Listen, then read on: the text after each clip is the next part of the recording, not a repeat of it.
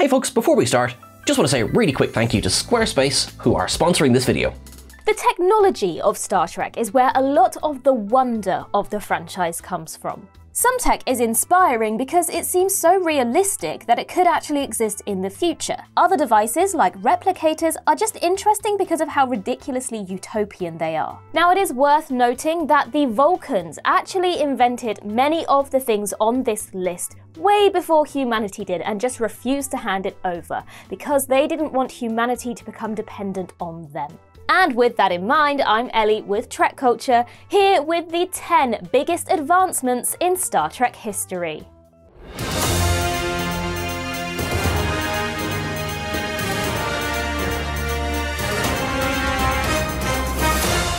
Hi, I'm Sean Blass from GTN, Galaxy Truth Network. As a proud user of Squarespace, and an even prouder warrior of the truth, I've decided to interview a few satisfied Squarespace customers.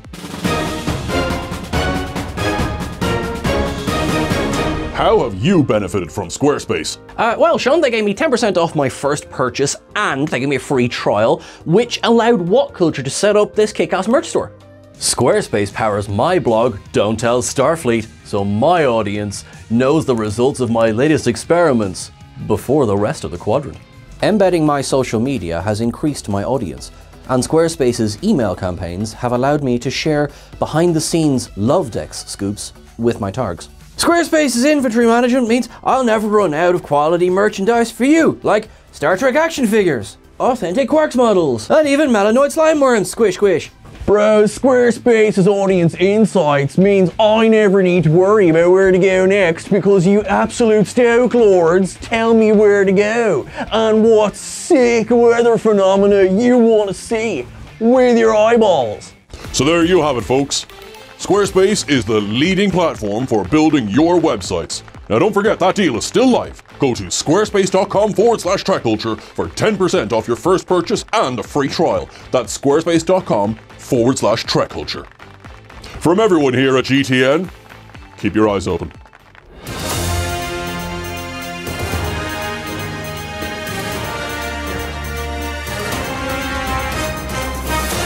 Number 10. Artificial gravity.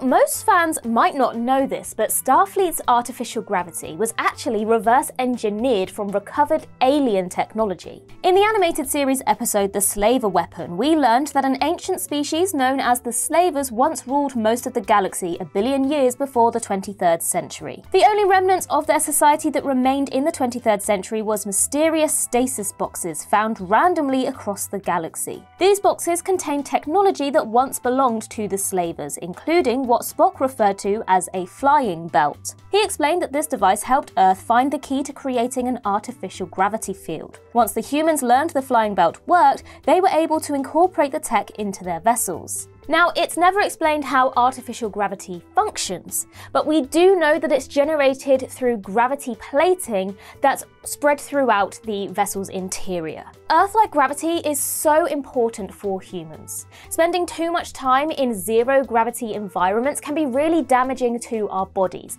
and so it was completely necessary for long-term space travel. Number 9. The discovery of subspace.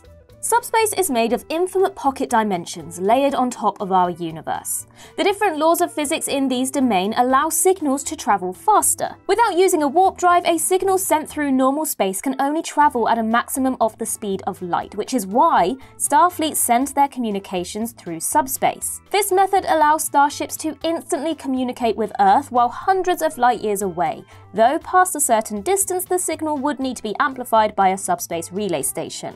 Subspace was also used to generate warp bubbles around starships to protect them from the effects of bending space. Warp travel would not be possible without subspace. It's unclear when exactly subspace was discovered, but it must have been before Zefram Cochrane's first warp flight in 2063, unless he somehow was able to tap into subspace without fully understanding what it was. Now, subspace is entirely fictional, but it does share some similarities with the extraspatial dimensions proposed in string theory. Now, if string theory were proven, it would be one of the greatest scientific achievements in human history, and a huge step towards a theory of everything. Number 8. Tractor beams.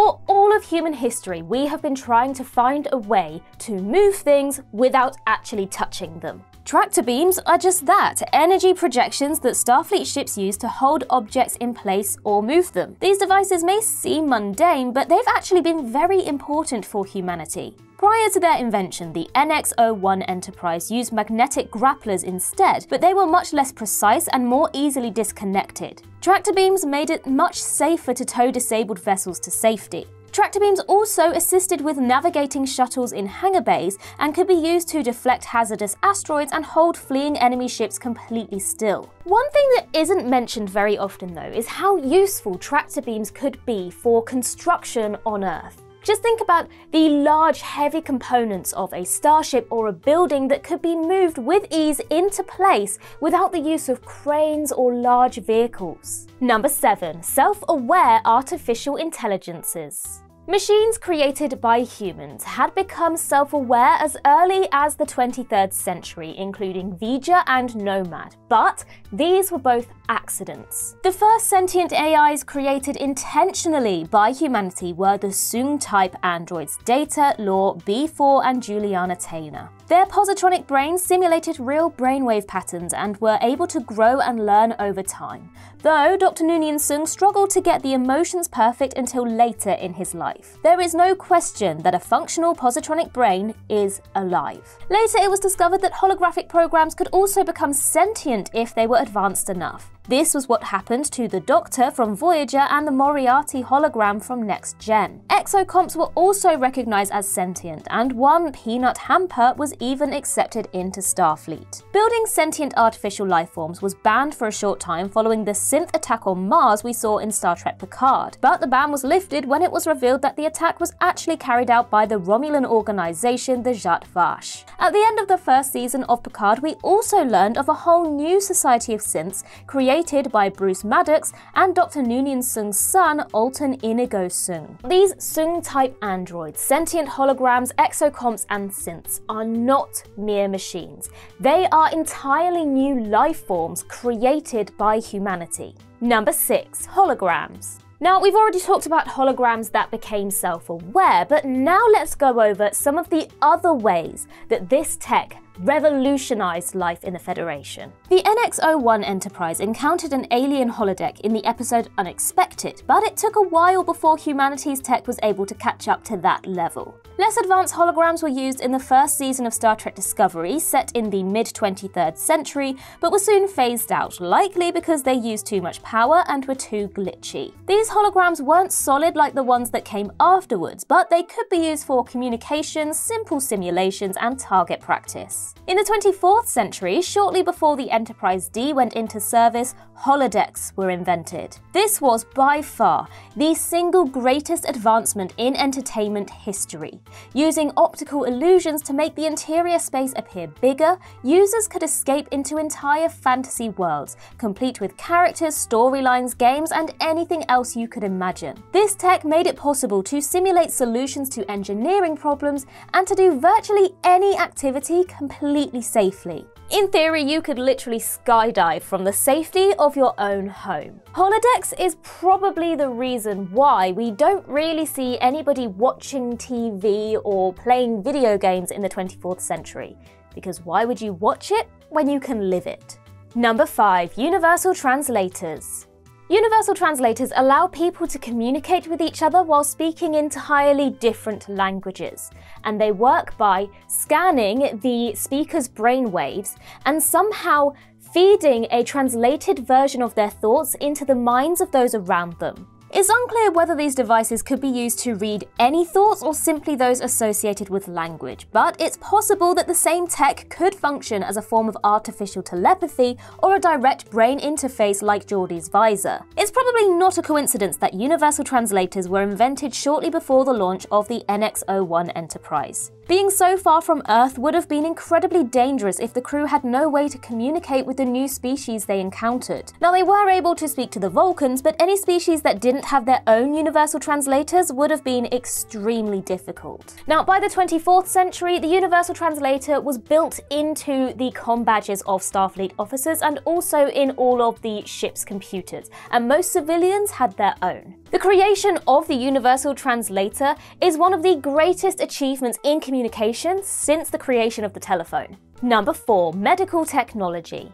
A lot of Star Trek's medical technology seems miraculous by today's standards. Medical tricorders can easily read vital signs and detect certain conditions and viruses. Laser scalpels allow for cleaner surgeries, and hypersprays eliminate the need for needles. But the most revolutionary medical device we've seen in Trek is probably the dermal regenerator. These small handheld devices would automatically regrow any damaged skin tissue that they were shined on. They could even remove scars. They were typically only used for minor injuries and couldn't grow entire organs or limbs, but they instantly healed simple cuts and burns. Now, they've been used countless times in Trek, but dermal regenerator technology has never been fully explained in canon.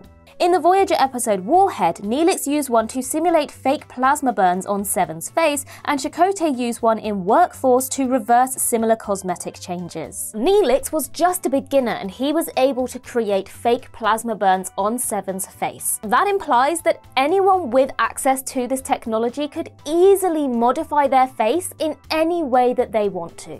Number 3. Replicators.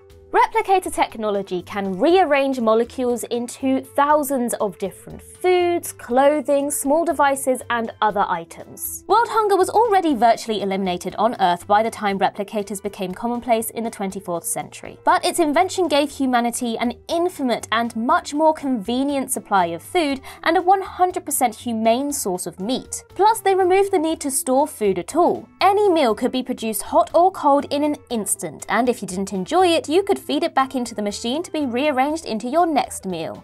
They also allowed for things to be built much quicker and easier, leading to what was probably the biggest increase in production efficiency since the Industrial Revolution. In Star Trek Prodigy, we even saw a replicator that could construct entire vehicles, atom by atom. Although there are many who claim to prefer the taste of real food, there's no denying that the creation of the replicator was a game changer. And I really hope they are invented in our future, because an unlimited supply of crisps? Yes, please. Number 2. Transporters.